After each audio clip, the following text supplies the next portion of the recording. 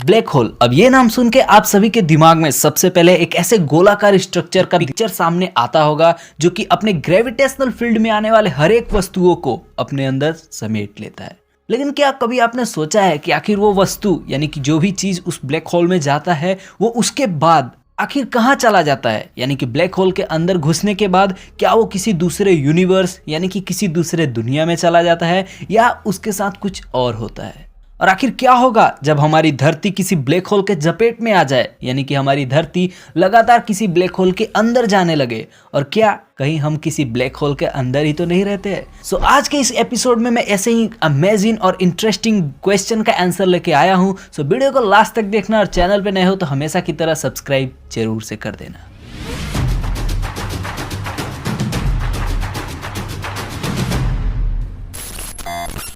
अब वैसे तो इस ब्लैक होल के बारे में आज से 100 साल पहले यानी कि 1916 में सर एल्बर्ट आइंस्टाइन भी हमें बताए थे।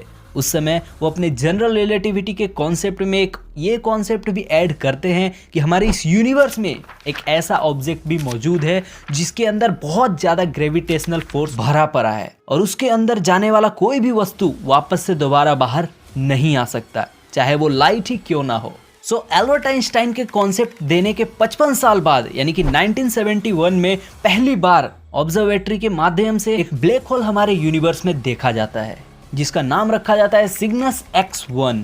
और बस फिर क्या, साइंस के क्षेत्र में एक ब्लैक होल के ढूंढने का बहुत ही ज्यादा क्रेज शुरू हो गया और उसके बाद एक से बढ़कर एक और काफी सारे ब्लैक होल हमें हर साल देखने को मिलते ही है। अब वैसे मैं बता दूं, हमारे इस पूरे यूनिवर्स में लगभग 40 क्वाड्रिलियन ब्लैक होल्स मौजूद है। सच में ये काफी ज्यादा एक बड़ा नंबर है, यानी कि 4 के पीछे 19 जीरो लगाएंगे तब इतना ज्यादा नंबर कंप्लीट होगा, जिसमें से 100 मिलियन के करीब में तो सिर्फ हमारे मिल्की वे गैलेक्सी में ही मौजूद है। सो इससे आप इजीली अंदाजा लगा सकते हैं कि हमारा ये मिल्की वे गैलेक्सी कितना ज्यादा बड़ा है कि इसके अंदर लगभग 100 से 200 मिलियन ब्लैक होल होने के बावजूद भी कोई भी एक स्टार या प्लैनेट या तो हमारा सोलर सिस्टम ही ब्लैक होल के अंदर नहीं जा रहे हैं, जिससे ये पता चल रहा है कि हमारे इस यूनिवर्स में हर एक चीज के बीच में कितना ज्यादा डिस्टेंस मौजूद है। अब जितना खतरनाक इसका नाम है और इसका साइज है उतना ही खतरनाक और डरावना इसके अंदर से आवाजें भी आती है।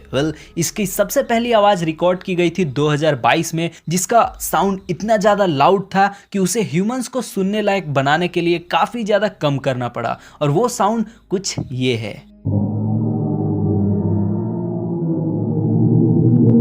तो अब सबसे पहला सवाल हमारे पास ये आता है कि आखिर ये ब्लैक होल हमारे इस यूनिवर्स में बनता कैसे है? अब मोस्टली जो अभी तक के रिसर्च में ये पाया गया है कि एक स्टार के मरने के बाद उसी के अंदर से एक ब्लैक होल का जन्म होता है। अब ये कैसे, चलिए जानते हैं।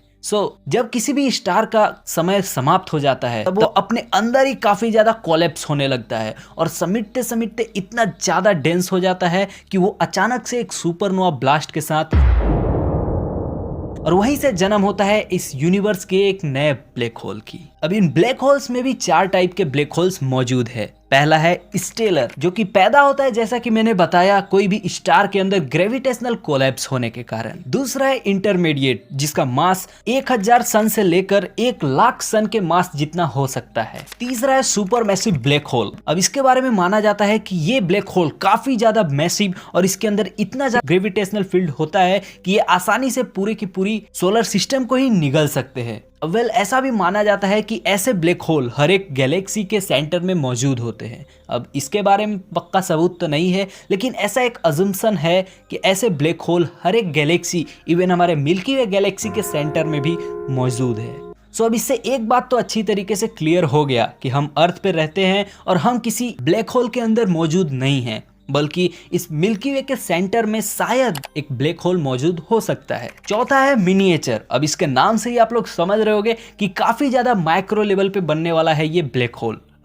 इसका लाइफ लगभग 1 नैनो सेकेंड के 1 ऑक्टिलियन पार्ट के जितना होता है और ऐसे मिनिएचर ब्लैक होल हमारे आसपास हमेशा बनते रहते हैं और डिस्ट्रॉय होते रहते हैं। ये क्वेश्चन भी काफी ज्यादा कॉमन और काफी ज्यादा लोगों के द्वारा पूछने जाने वाला है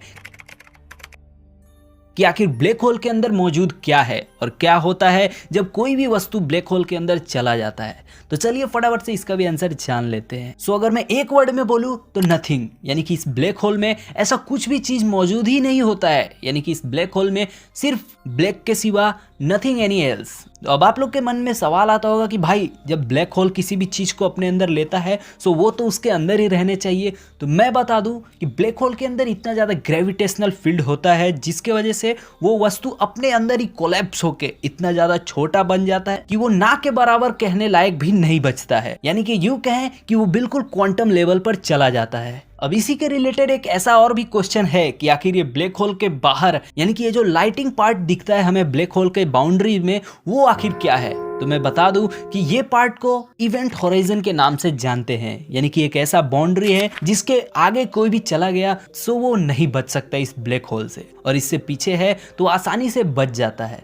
तो अब होता कुछ ऐसे है कि जो भी लाइट उसके पास से क्रॉस होती है उस इवेंट होराइजन से सो उसके ग्रेविटेशनल फील्ड में आ जाती है, लेकिन बिल्कुल बीच में होने के कारण ना ही वो ब्लैक होल के अंदर जा पाती है और ना ही वो ब्लैक होल के ग्रेविटेशनल फील्ड से बाहर। अब वो उसी को बाउंड्री बनाकर हमेशा रिवॉल्व करते रहते हैं, जिस वजह से हमें हर एक ब्लैक होल के बाहर में एक ऐसा लाइन या तो यूं कहें एक ऐसा लाइटेड बाउंड्री हमें देखने को मिलता है। इसके अंदर टाइम भी काफी ज्यादा स्लो हो जाता है जिससे हम इजिली टाइम ट्रेवल भी आसानी से कर सकते हैं। इससे हम टाइम ट्रेवल तो बेसिकली फ्यूचर में ही कर सकते हैं, क्योंकि अगर हम इसके पास से भी गुजरते हैं या इसके अंदर से होके आते हैं ये पॉसिबल तो नहीं है, लेकिन फिर भी एक कॉन्सेप्ट के थ्रू समझिए। तो मान लीजिए कि इसके अंदर से या इसके पास से हम गुजर के आते हैं सो इसके पास में बिताया हुआ 1 घंटा हमारे धरती के कई बिलियन ईयर्स के बराबर होते हैं। सो जिससे आप आसानी से इस फ्यूचर में टाइम ट्रेवल कर सकते हो। इसी कॉन्सेप्ट को दिखाया गया है इंटरस्टेलर मूवी में। हमारे इस धरती से सबसे करीबी ब्लैक होल है गाया BH1 और गाया BH2, जो कि हमारे धरती से लगभग 3800 लाइट ईयर की दूरी पर है। अब मुझे नहीं पता कि ये कितना ज्यादा करीब है, लेकिन फिर भी इसके पास लाइट को भी जाने में 3800 साल लग जाने वाले हैं। ये दोनों जो ब्लैक होल है इसे 2022 यूरोपियन स्पेस एजेंसी के द्वारा डिस्कवर किया गया था। तो अब आप लोग के भी मन में ये सवाल आ रहा होगा कि आखिर ऐसा क्या होता है इस ब्लैक होल के पास कि उसके अंदर इतना ज्यादा ग्रेविटेशनल फोर्स आ जाता है। अगर मैं आइंस्टाइन के हिसाब से बताऊं तो हमारे पूरा यूनिवर्स के अंदर एक चादर बिछा हुआ है और ये ब्लैक होल काफी ज्यादा भारी होने के कारण इस चादर में बहुत बड़ा कर्व बनाता है, जिस वजह से कोई भी चीज उस कर्व में आसानी से गिर जाता है और उसके बाद वो बाहर नहीं निकल पाता है। अब शायद आप लोग जानते होंगे या नहीं, लेकिन मैं बता दूं कि इस ब्लैक होल के अपोजिट यानी कि इस ब्लैक होल को अपोज करने वाला एक व्हाइट होल भी हमारे इस यूनिवर्स में मौजूद है। अब इस चीज को अभी तक देखा तो नहीं गया है, लेकिन एक साइंस के मुताबिक ये हाइपोथेटिकल कॉन्सेप्ट है कि हमारे इस यूनिवर्स में एक व्हाइट होल भी मौजूद हो सकता है, जो कि बिल्कुल ब्लैक होल के विपरीत, यानी कि जिस तरीके से ब्लैक होल सभी चीज अपने अंदर लेता है उसी तरीके से उसके अपोजिट यानी कि व्हाइट होल अपने से हर एक चीज को दूर भेजता है, यानी कि रिपल्सिव नेचर शो करता है। अब आप लोगों को क्या लगता है, क्या ऐसे व्हाइट होल सच में हमारे इस यूनिवर्स में मौजूद होंगे? मुझे अपनी राय कमेंट करके जरूर से बताना। और हाँ, अगर आप लोग का भी और कोई सवाल है इस ब्लैक होल के रिलेटेड सो कमेंट जरूर करना, मैं उसके ऊपर फिर से एक और वीडियो जरूर से बना दूंगा। मिलता हूं मैं नेक्स्ट वीडियो में, तब तक के लिए बाय और सब्सक्राइब करना ना भूलना।